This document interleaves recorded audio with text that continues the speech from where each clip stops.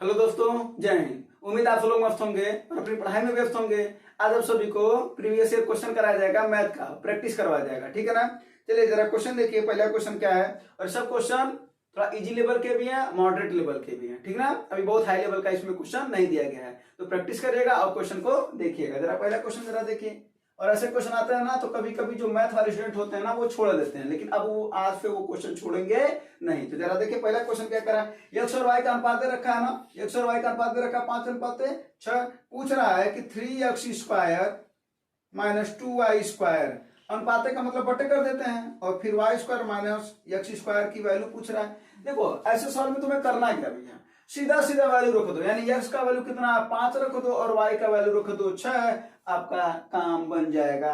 बस जरा देखो क्या हो जाएगा, 3 गुणे 5 का स्क्वायर कितना हो जाएगा भैया 25, माइनस 2 गुणे 6 का स्क्वायर कितना हो जाएगा 36, बटा y² यानी 6 का कितना 36, माइनस x² यानी x का कितना 5 का 25। बस इसी को सॉल्व कर दो। 25 तिहाई 75, 36 दूना 72, अब बटा 36 में से 25 कितना आएगा भैया 11, 75 में से 72 3 बटा 11, यानी अनुपात क्या है इनका 3:11, 3/11। बस तो ऐसे सवाल का क्या करना, क्लियर हो गया ना। तो ऐसे सवाल में डायरेक्ट वैल्यू रख देंगे, आंसर आ जाएगा। चलिए पहला क्वेश्चन तो क्लियर हो गया। अब चलिए लगाइए दूसरा क्वेश्चन, और ये हमेशा करना है, ठीक है ना, ये हमेशा करना। देखिए वहां पर घात बराबर थे, नीचे की भी घात बराबर थे, ऊपर की भी घात बराबर थे, दो घात था, इसी में सच्चा हुआ है, ठीक है ना। वो ऐसे सवाल देता ही है।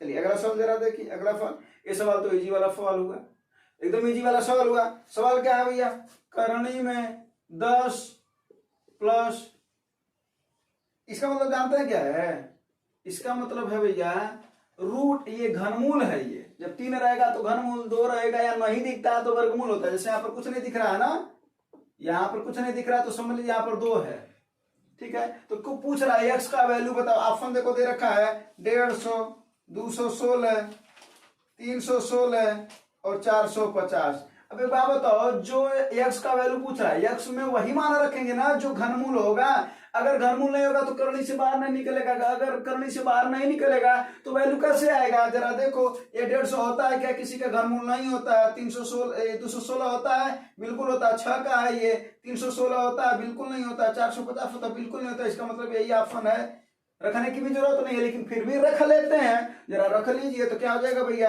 यहाँ पर 6, यहाँ पर 216 को रखेंगे तो एक बाहर आ जाएगा तो 6 हो जाएगा ना, तो फिर 6 और 10 16 और 16 का अंडर रूट, यानी 2 घात है ना, ये सॉरी 1/2 घात है ना, तो 16 पर 1/2 घात का वैल्यू कितना होता है 4 होता है, यानी √16 = 4।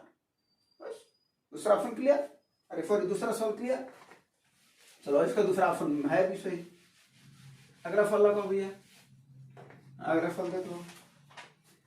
अगला फल क्या करा, एक व्यक्ति 24 किलोमीटर की दूरी 8 घंटे में, 18 किलोमीटर की दूरी 9 घंटे में और 12 किलोमीटर की दूरी 3 घंटे में तय करता औसत चाल बताओ। भैया देखो सीधा सा बात है, औसत चाल बराबर क्या होता है, तो कहोगे ना कुल दूरी बटे कुल समय, कुल दूरी बटे कुल समय। अब देखो ऐसे सवाल में सबसे पहले ये देखा जाता है ना कि क्या क्लियर है, क्या क्लियर है। तो जरा देखो दूरी एकदम क्लियर है, पहले 24 किलोमीटर जा रहा है, फिर बाद में कितना जा रहा है 18 किलोमीटर, और फिर बाद में कितना जा रहा है 12 किलोमीटर। ये तो क्लियर है। हमको समय नहीं पता है, लेकिन समय बराबर क्या होता है भैया, तो कहोगे ना दूरी बटा चाल होता है। तो जरा देखो पहला दूरी कितना है 24, और इसका चाल कितना है, पहले का 8 है, और 24/8 क्या है, पहला समय है भैया, ठीक है। फिर उसके बाद फिर अगली दूरी कितनी 18 है, और इसका समय कितना है 9, ये दूसरा समय है। फिर उसके बाद से क्या कर रहा है, दूरी कितनी है 12 बटा 3, ये क्या है चाल है ना, यानी 12/3 क्या है, ये समय, और 3 चाल है उसका। बस इसी को सॉल्व कर लेना है। ये 8 3 24, 9 दूना 18 और 3 चौको 12, यानी कितना है, जरा ऊपर वाले को जोड़ लीजिए, 18 12 30 और 54 हो गया ना। और नीचे जरा देखिए 3 2 5 4 9 9 छक्के 54, कितना है 6 किलोमीटर प्रति घंटा उसका औसत चाल। क्लियर। तो ऐसा सवाल कई बार देता है, आपकी परीक्षा में पूछा भी जाता है। चलो अगला सवाल लगा लो भैया।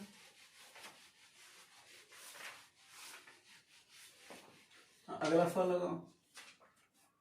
अगला सवाल जरा देखो, ये वाला सवाल है। इस सवाल को देख करके आंसर मारा जा सकता है, इसका आंसर हो जाएगा 2, लेकिन कैसे आप मारेंगे देख करके वो तो बात है ना। अब देखो कह रहा है cos x plus sec x बराबर 2। क्या इसको हम ऐसे भी लिख सकते हैं क्या, cos x प्लस 1 बटा cos x बराबर 2। क्यों, क्योंकि cos और sec एक दूसरे के उल्टा होते हैं और उल्टा होने का मतलब 1 बटा। क्लियर। तो इसका सवाल बन जाएगा यानी cos x प्लस 1 बटा cos x बराबर 2। अगर हम cos x की वैल्यू 1 रख दें तो जरा देखो 1 प्लस 1 बटा 1 इक्वल टू 2n होता है।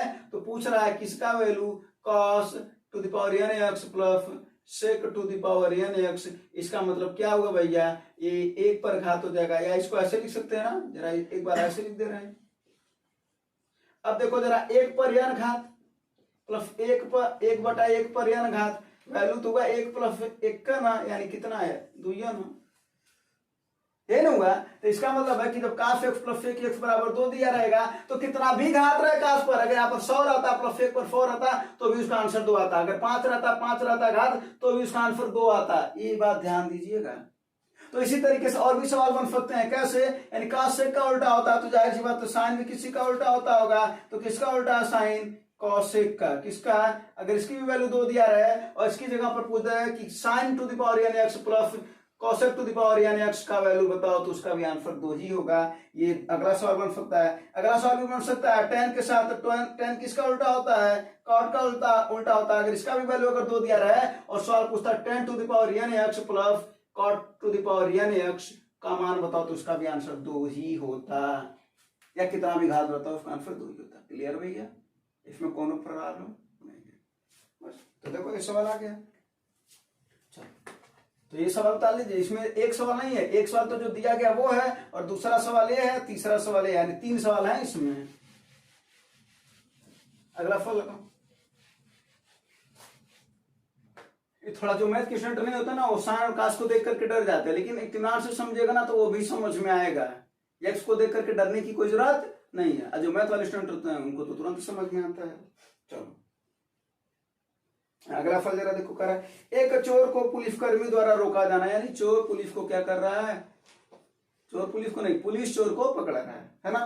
चलो तो क्या कर रहा है कि कभी भी अगर देखो ऐसा सवाल था, देखो 420 मीटर क्या कर रहा है, वो दूरी पर है। पुलिस वाला जब पीछा शुरू करता है तो भाई जाहिर सी बात है पुलिस वाला पीछा करेगा, चोर भागेगा।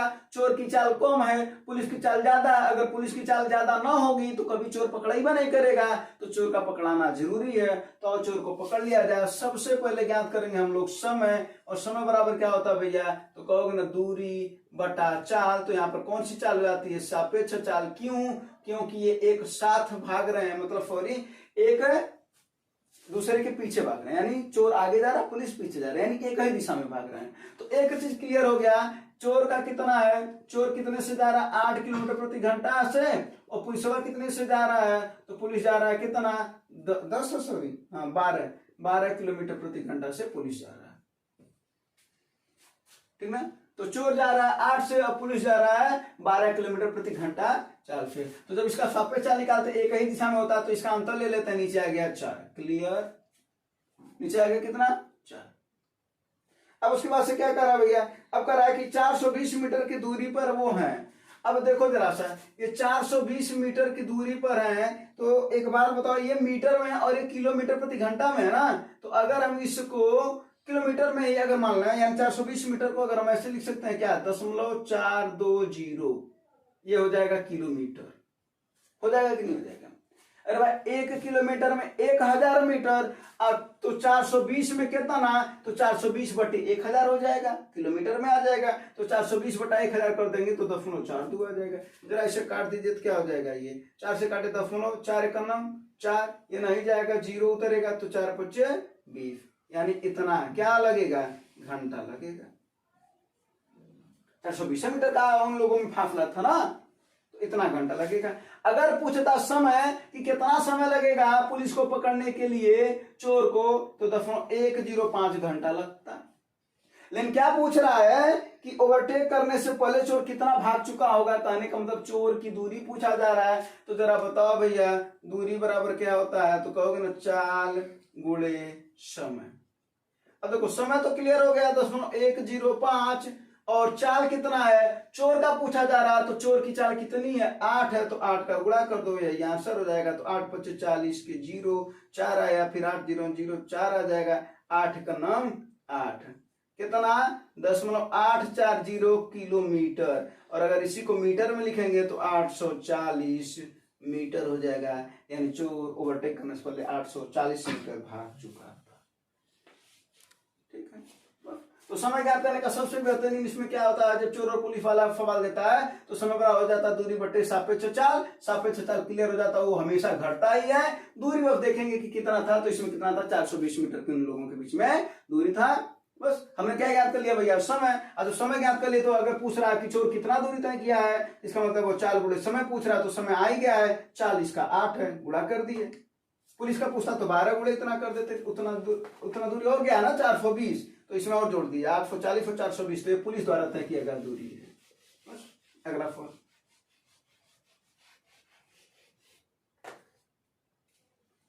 अगला फल जरा देखो, सवाल ये तो सोचने वाला फल है, ऐसे ही लगा लेने वाला फल है। कह रहा 45 किलोमीटर प्रति घंटा। सबसे पहले इस भाषा को समझो, जिसको आ रहा है वो फल लगाए।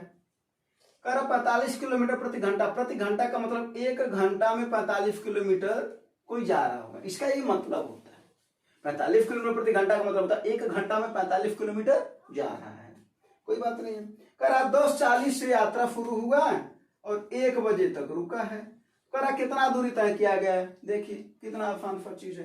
कितना समय लगा भैया इसको जाने में, ये लग गया इधर 20 मिनट और उधर 2 घंटा 20 मिनट, तो 2 घंटा 20 मिनट, 20 मिनट को लिख सकते हैं 20/60, तो कितना हो जाएगा भैया 2 से 1/3 घंटा ले दे करके लगा है। अब हमको क्या पूछ रहा है, दूरी, और दूरी बराबर क्या होता है 4 गुणे समय यानी 45 गुणे समय, तो समय को ऐसे 3 दूना 5, 3 दूना 6 और 6 1 7/3, कितनी बार में कट जाएगा 15 बार में, 15 फत्ते 105 किलोमीटर। कोई दिक्कत नहीं। चलो, तो मिनट को ऐसे घंटे में बदलते हैं 20/60, क्योंकि पता है 1 मिनट में कितने घंटे होते हैं 1/60, और 1 घंटे में 60 मिनट। अगला फल जरा देखो, कह रहा x की आयु y की आयु की 6 गुनी है 4 वर्ष बाद, y की आयु x की आयु की 4 गुनी है, y की वर्तमान आयु बताओ। चलो ऑप्शन लिख लेते हैं 4 5 6 और 7, ये ऑप्शन है। ऐसे फल को ऑप्शन से लगा लिया जाए, क्या दिक्कत है, क्या परेशानी है। और देखते हैं पहले x की आयु y की आयु की 6 गुनी है, तो y की वर्तमान आयु पूछ रहा है, इसका मतलब है y की वर्तमान आयु का पूछने का मतलब y की वर्तमान आयु दिया है, यानी या तो 4 होगा, या तो 5 होगा, या तो 6 होगा, या तो 7 होगा, तो यह मान करके चलते हैं कि ये y की आयु है, कोई दिक्कत। तो जाहिर सी बात है x की भी आयु होगी ना। और देखते हैं अगर करो y की वर्तमान आयु अगर मान करके चलते हैं 4 है, तो पहला वाला देखते हैं पूरा करते उस बात को। कह रहा है x की आयु y की 6 गुनी है, तो y की 6 गुनी यानी अगर ये 4 होगा तो कितना होगा भैया 24 होना चाहिए। अगर 5 होगा तो कितना होना चाहिए 30 होना चाहिए। अगर 6 होगा तो कितना हो जाना चाहिए 6 गुना 36 होना चाहिए। और 5 तो कितना हो जाना चाहिए 42 होना चाहिए, यही ना, कोई दिक्कत नहीं। ये x की है, ये x की है, क्लियर। अगली बात भी सेटिस्फाई होना चाहिए ना, तो पहला बात तो ये हो गया। अगला बात करा 4 वर्ष बाद x की आयु y की आयु की 4 गुनी, 4 वर्ष बाद, 4 वर्ष में इसका मतलब इसमें 4 जोड़ दीजिए और इसमें भी 4 जोड़ दीजिए, जरा बताइए कितना आ जाएगा 4 4 8 और 24 4 28। क्या 8 28 का 4 गुना है, तो कहेंगे नहीं है। करा ना 4 गुना होना चाहिए, है नहीं है। फिर से करा 4 साल इसमें जोड़ दे, तो इसमें 4 जोड़ेंगे तो ये भी तो 4 साल बाद होगा ना, दोनों में 4 होगा ना। जैसे आज अगर हम मान लेते हैं कि हम 20 साल के हैं, 22 साल के हैं, हम 25 साल के हैं, आप 30 साल के हैं, तो अगर हम 25 साल के हैं आप 30 साल के, तो 5 साल बाद हम कितना हो जाएंगे, हम 30 होंगे और आप कितना होंगे 35 होंगे, तो दोनों में उतना ऐड होगा ना। वही बात इसमें है, तो कितना हो जाएगा ये 9 और ये कितना हो जाएगा 34। क्या ये 4 गुना है, तो कहेंगे नहीं है, तो यो नहीं है ना। अगला देखते हैं, इसमें कितना ऐड कर देंगे 4 और इसमें भी 4, क्योंकि 4 साल बाद कर रहा है, तो 6 4 10 हो गया और ये 36 4 40 हो गया। क्या ये 4 गुना है, तो कहेंगे बिल्कुल है। 10 का 4 गुना 40, इसका मतलब ये वाला सही है, यानी y की उम्र 6 वाला सही है। इसमें जरा देखिए नहीं आएगा 4 और इसमें भी 4, कितना हो जाएगा 5 4 11, अब 42 4 46, कहाँ होगा, बिल्कुल नहीं, 4 गुना है ही नहीं, एक है, यानी y की उम्र कितनी है 6, बस कोई दिक्कत। तो ऐसे ऑप्शन से लगा लेना चाहिए ऐसे सवाल को। यक्स मानेंगे तो अब देखो मैथ वाले स्टूडेंट जो होते हैं, मैथ वाले स्टूडेंट के कहने का मतलब क्या होता है, जो इंटर मैथ से पढ़े होते हैं थोड़ा सा एक्स वाई को सबको जानते हैं, ठीक ना, तो वो लगा लेते हैं। लेकिन जो नहीं जानते, जो आर्ट साइड पढ़े होते हैं, कॉमर्स पढ़े होते हैं, वो नहीं जानते, तो उनको डरने की जरूरत नहीं। जरूरत देखो ऑप्शन पे लगाया जा सकता है, हर एक सवाल का एक ऑप्शन है, यानी ऑप्शन पे लगाया जा सकता है। एक्स से नहीं लगाओ तो ऑप्शन से लगाओ, बहुत सारे सवाल लग जाते हैं। अगला सवाल देखो, कह एक आयत की लंबाई उसकी चौड़ाई की 1.25 गुनी है, यानी एक आयत है, इसकी एक लंबाई है और एक इसकी चौड़ाई है, ये ना, करा लंबाई उसकी चौड़ाई की, यानी अगर ये 1 है तो ये कितना 1.25 है, कोई दिक्कत नहीं। अगर हम इसको रेशियो में निकालना है तो जरा देखो, इसमें 100 का गुणा कर देते हैं, तो इसमें भी 100 का गुणा कर देते हैं, तो कितना आ जाएगा 125 आ जाएगा, ये कितना आ जाएगा 100। इसका रेशियो निकाल लो तो 25 चौके 100, 25 बच्चे 125 ले दे करके देखा जाए तो जो लंबाई और चौड़ाई का अनुपात है वो 5:4 है, यहाँ तक कोई दिक्कत। अगली बात, करा आयत का क्षेत्रफल 1280 सेंटीमीटर, तो तुम्हें पता है कि आयत का क्षेत्रफल क्या होता है, तो आयत का क्षेत्रफल होता है लंबाई गुणे चौड़ाई, कितना दे रखा है 1280, लंबाई कितना भैया 5 और ये 4, तो इसको मान लेंगे तो 5x हो जाएगा, इसको मान लेंगे तो 4x हो जाएगा अलग अलग, तो क्या हो जाएगा 5x गुणे 4x, यही ना, तो जरा काट दीजिए, 5 से कट जाएगा ना, हाँ बिल्कुल कटेगा, 5 दूना 10 और 2 5 पच्चे 25, 3 5 छक्के 30, तो 4 से काटिए इसको, 4 छक्के 24 और 4 चौके 16, और x और x का गुणा x स्क्वायर, तो x की वैल्यू कितना आ जाएगा भैया 8, तो x की वैल्यू अगर 8 आया तो जरा बताइए ये कितना हो जाएगा, तो कहोगे ना 5 8 40 हो जाएगा लंबाई, और ये चौड़ाई कितना हो जाएगा, तो कहोगे ना 4 गुणे 8, यानी 8 चौके 32, यानी लंबाई कितना आ गया 40 आ गया, चौड़ाई कितना आ गया 32 आ गया, यहाँ तो कोई दिक्कत तो बिल्कुल नहीं है।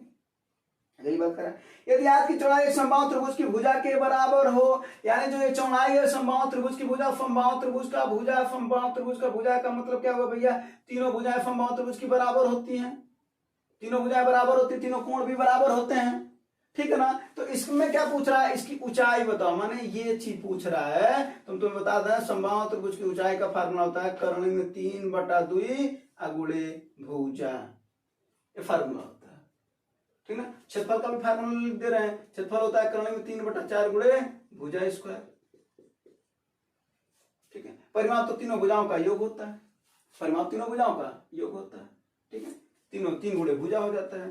तो ऊंचाई का, और देखो क्या बोला, ऊंचाई का वर्ग ज्ञात करो, इसका मतलब है कि हमको ऊंचाई का वर्ग ज्ञात करना, तो जो आएगा उसका हम वर्ग कर देंगे, तो कोनो दिक्कत नहीं, करनी में 3/2 गुणे। अब भुजा क्या, उसने बोला कि चौड़ाई को ही उसकी भुजा मान लो, यानी 32, बस 2 16 32, क्या आया भैया 16 करणी में 3, और इसी का वर्ग जब कर दोगे, क्योंकि वर्ग पूछ रहा है ना, तो कितना आ जाएगा 16 का वर्ग कितना 256, गुणे करणी 3 का 3 हो जाएगा 256, यानी कितना 250, यानी 700, अरे सॉरी 750 और 36 18 768 वर्ग सेंटीमीटर,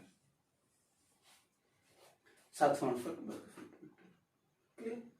जो बात कर रहा था उसी को हम क्या करते गए, सुनते गए, मानते गए, सवाल का आंसर आ गया। कुछ फार्मूले लिखे गए उसको जरूर नोट कर लीजिएगा, जैसे ये वाला है ऊंचाई का। अगला सवाल लगाइए भैया, जरा अगला सवाल देखिए, अच्छा सवाल है, कुछ बातें कर देते तब तक फिर कैलकुलेशन करिएगा। जरा देखिए क्या कर, एक व्यापारी अच्छे से समझेगा, सवाल आ जाएगा। 50 किलो गेहूं 7 रुपए प्रति खरीदा और 20 किलो को गेहूं को 8 रुपए के हिसाब से खरीदा, यानी 50 किलो गेहूं को 7 के हिसाब से खरीदा, कोई बात नहीं। आप गए 50 किलो गेहूं खरीदा 7 रुपए के हिसाब से, फिर उसके बाद से दूसरे घर पर गए 20 किलो गेहूं खरीदा 8 रुपए के हिसाब से, कोई दिक्कत बिल्कुल नहीं। आपके पास कुल कितना गेहूं हो गया है 50 और 20 70 किलो गेहूं। अब उसने आप क्या किए, अब उसको ले गए, अब बाजार में, कहाँ ले गए बाजार में, अब बाजार में आप बेचना चाह रहे हैं, क्या करना चाह रहे हैं, बेचना चाह रहे हैं। आपने बेचा 10 रुपए के हिसाब से, अब वही बताना आपको लाभ हो रहा है या हानि हो रहा है। कितना आसान से सवाल है, कितना आसान से सवाल क्या है, 50 किलो गेहूं को खरीदे हैं कितने के हिसाब से, 7 के हिसाब से। इसका मतलब कुल हमको कितना रुपया लगा है यहाँ पर 350 रुपया। पहले घर पर हमको कितना लगा 350, दूसरे घर पर जब गए हम तो 20 किलो गेहूं खरीदे, किस हिसाब से भैया 8 के हिसाब से, कितना रुपया हमको लगा 160। कुल रुपया हमने खर्च कितना किया खरीदने में, 6 5 11 3 1 4 1 5 यानी 510 रुपया हमने खर्च किया, यानी हमारा क्रय मूल्य आया 510 रुपये, यानी हमने खरीदा 510 रुपये का, कोनो दिक्कत नहीं। कुल कितना किलो गेहूं खरीद चुके हैं 50 और 20 70, यानी 70 किलो गेहूं हम खरीद चुके हैं। अब इसको हम बेच रहे हैं मार्केट में किस हिसाब से, 10 रुपए के हिसाब से, तो कितना हो जाएगा भैया 700 रुपया ना भाई। हमको फिर वहां पर 700 रुपए का बिकेगा कि नहीं बिकेगा, तो विक्रय मूल्य हो गया 700। अब जरा बताओ 510 रुपया में तुम खरीदे थे, घर घर जा करके बाजार में जा करके बेचे 700 रुपया में, तो जरा बताओ फायदा हो रहा है या नहीं हो रहा, साफ साफ दिख रहा फायदा हो रहा है 190 रुपए का, साफ साफ दिख रहा। देखो 510 में खरीदे 700 में बेचा, 190 रुपए का फायदा। क्लियर, चलो अगला सवाल देखते हैं। अगला सवाल वाला कई बार पूछता है, ध्यान देने की जरूरत है, क्या मात्र ध्यान। 100 प्रेक्षणों का 45 है। अगर कभी भी ऐसा कहे कि इसकी जगह पर ये लिखा गया उसकी जगह पर ये लिखा गया, तो करना क्या, सबसे पहले वो देखते हैं। देखो क्या कर रहा है, 19 और 31 की जगह पर क्या लिखा गया 91 और 13, यानी लिखना चाहिए था ये, लिखा गया ये। आओ कोई दिक्कत नहीं, इसको जोड़ लेते हैं पहले इन दोनों को, तो कितना हो जाएगा भैया 19 9 1 10 3 1 4 1 5 यानी 50 हो जाएगा, और ये कितना हो जाएगा भैया 104, यानी लिखना चाहिए था 50 लेकिन लिखे 104। जरा बताओ बढ़ा करके लिखे हैं कि नहीं लिखे हैं, बढ़ाया ना, लिखना चाहिए था 50 लिखे 104, बढ़ा करके लिखे, गलती की है तो औसत घटेगा, यानी निश्चित ही 45 से ये डिक्रीज करेगा, घटेगा औसत, क्योंकि हमने ज्यादा लिखा है। तो 2 ऑप्शन तो ऐसे भी कट गया, 45 वाला ऑप्शन कट गया और 45.54 वाला भी ऑप्शन कट गया, बचा 2 ऑप्शन 44 और 44.46, तो यह होगा। तो और जरा देखते हैं कितना हमने ज्यादा बढ़ा लिया, तो कितना बढ़ा लिया 54, कितने में 100 प्रेक्षण है ना, तो 100 में ना बढ़ाए तो 100 से भाग दे देंगे, तो यह आ जाएगा हमारा कितना 0.54, यानी इतना हमने बढ़ा करके लिखा है तो इतना कम करना पड़ेगा, तो 45 में से इतना घटा दीजिए, तो 45 में से 0.54 घटाएंगे तो कितना हो जाएगा भैया, ये कितना आ जाएगा यहाँ पर 6, यहाँ पर 9 में से 5 जाए 4, 10 यहाँ पर 4 है ना बच्चा 4, 44.46 औसत होना चाहिए था, लेकिन उसने बढ़ा करके जब लिखा तो उसका औसत हो गया था 45, जो कि गलती थी। वही वो पूछ रहा था कि सही माध्य क्या है, तो सही है 44.46। क्लियर, अगला फल लगा, अगला फल लगा, और तो देखो फल अच्छा सवाल है, लगा इसको। ठीक, सवाल क्या है वो समझाते हैं तब तक। फल सुनो, साधारण ब्याज का सवाल है, 2 वर्षों के लिए 12% की दर से और उसी राशि पर 3 वर्षों के लिए 10% की दर से दिया जा रहा है, तो 60 रुपया कम कर रहा है, यानी जब इससे दिया जा रहा है 2 वर्ष के लिए 12% और 3 वर्ष के लिए 10% का अंतर साफ साफ है 60 रुपया है। क्लियर, आओ देखते हैं। एक बात बताओ, साधारण ब्याज हर साल क्या होता है भैया, बराबर होता है, क्या होता है बराबर होता है साधारण ब्याज। तो एक बात बताओ, अगर 1 साल के लिए 12% तो 2 वर्ष के लिए 24%, कि 12% वार्षिक है, तो 2 साल के लिए कितना हो जाएगा 24%, तो 2 वर्ष वाला पहले आ गया 24%। फिर क्या कर रहा है 3 वर्ष के लिए 10%, यानी 1 साल का 10% तो 3 साल का 30%, तो एक जगह आया 24% और एक जगह आया 30%। अंतर कितने परसेंट का है, कितने परसेंट का अंतर, कम का है अधिक कर रहा है ना, 60 रुपया कम का है ना, तो कम है, तो अंतर कितने का है 6% का, तो 6% बराबर 60, तो 1% बराबर 10, तो 1% बराबर अगर 10 तो मूल राशि कितना होता है 100, 100% बराबर कितना हो गया 600 रुपये, अरे सॉरी 100% बराबर 1000 रुपये।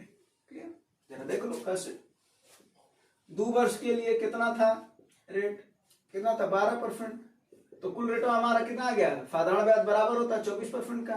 3 वर्ष के लिए कितना था वही बताया ना 10%, कितना आ गया भैया 30 हो गया, इन दोनों का अंतर दे रखा है, दोनों का अंतर कितना 6%, 6% बराबर 60 रुपया दे रखा है, कम या अधिक है इसका मतलब अंतर दे रखा है। तो 6% बराबर 60, तो 1% बराबर 10, तो 1% बराबर 10 मूल राशि हमेशा होती है 100% अपने पास, तो कितना हो जाएगा 100 गुणे 10 इक्वल टू 1000 रुपया।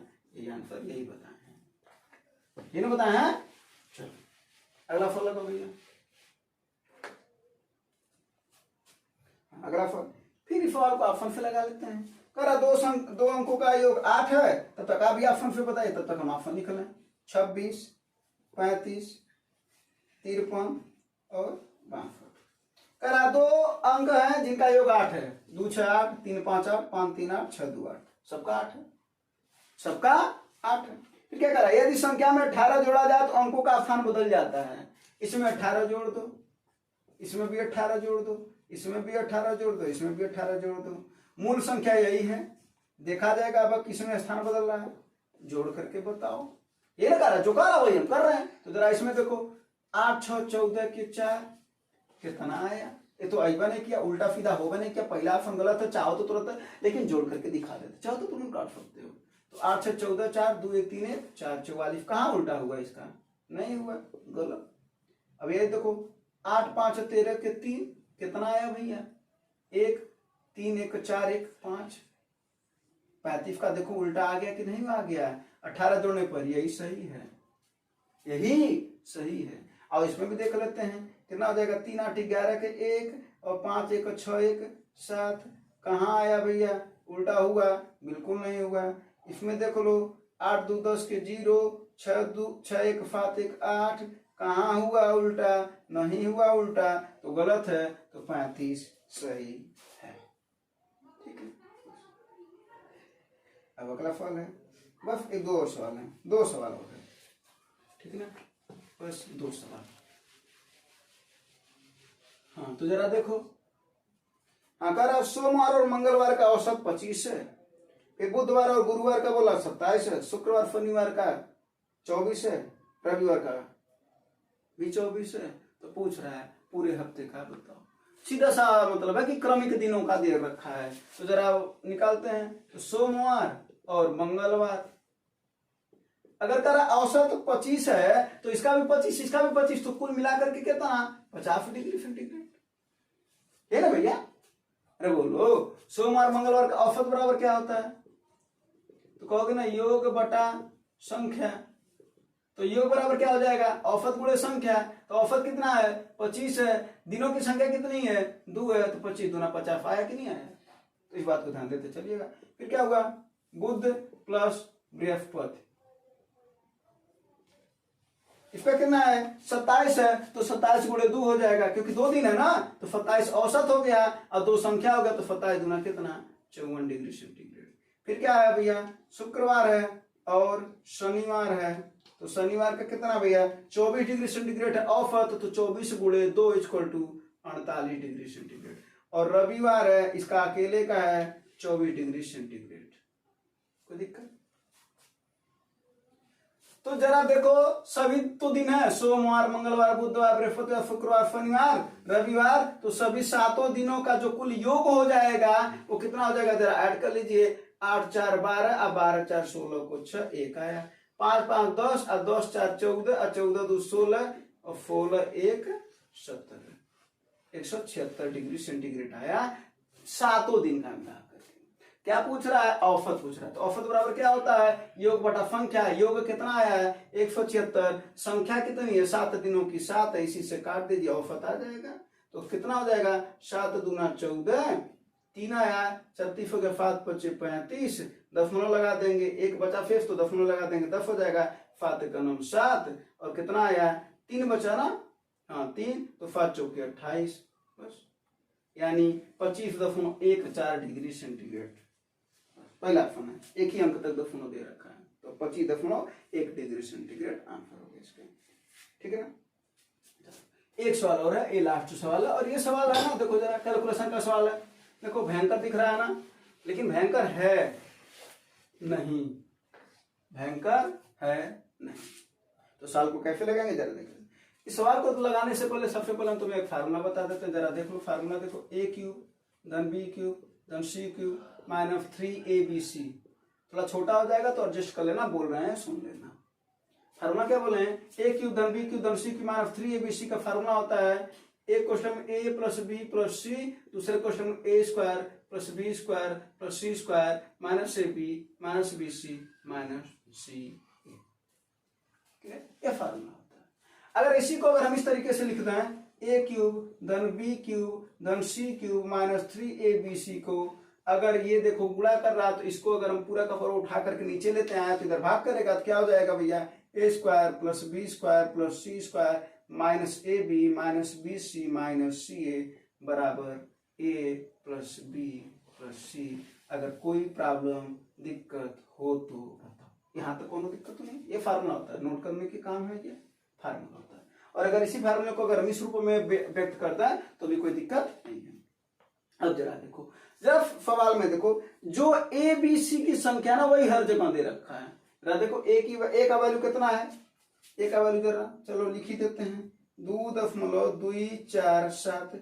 बी का वैल्यू कितना है 1.530। सी का वैल्यू कितना है 1.023।